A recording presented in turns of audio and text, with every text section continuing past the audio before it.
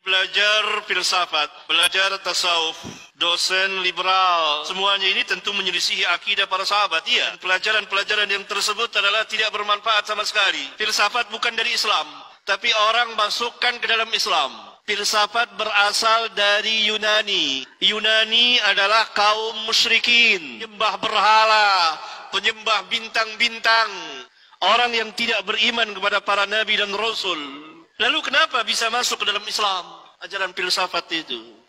Pada abad kedua Hijriyah, atas perintah sebagian khalifah yang terpengaruh dengan ajaran sesat, telah memerintahkan sebagian ahli untuk menerjemahkan kitab-kitab Yunani ke dalam bahasa Arab yang kemudian dibaca oleh sebagian kaum muslimin, khususnya mereka yang manhajnya bengkok, manhajnya manhaj yang sesat, bukan manhaj para sahabat ridwanullah alaihim jami'an. Kemudian orang-orang ini mulai memadukan antara filsafat Yunani dengan ajaran Islam, maka mulailah masuk ke dalam Islam ajaran filsafat itu yang telah membuat kerusakan yang tidak kecil pada kaum muslimin, pada hidup dan kehidupan keagamaan mereka saat itu dan sampai hari ini. Di antara tokoh-tokoh filsafat yang menerjemahkan, meluaskan, mensyarahkan seperti Al-Farabi dan Ibnu Sina, yang mereka memang para filsuf yang telah menyimpang dari manhaj para sahabat. Karena itu para ulama Ahlus Sunnah bangkit membantah mereka.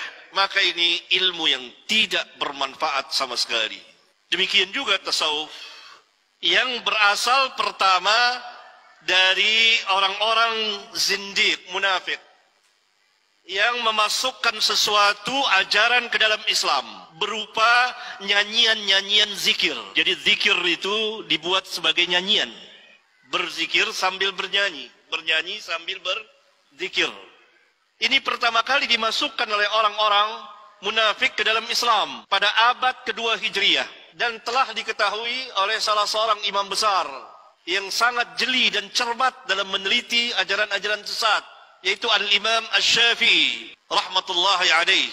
Maka ketika beliau akan meninggalkan Baghdad, beliau mengatakan bahwa ini ada satu ajaran ini, yakni berzikir sambil bernyanyi, yang tidak pernah dikenal oleh Islam. Berzikir harus dengan khusyuk, bukan dengan nyanyian. Ini dituduh oleh Al-Imam Asy-Syafi'i.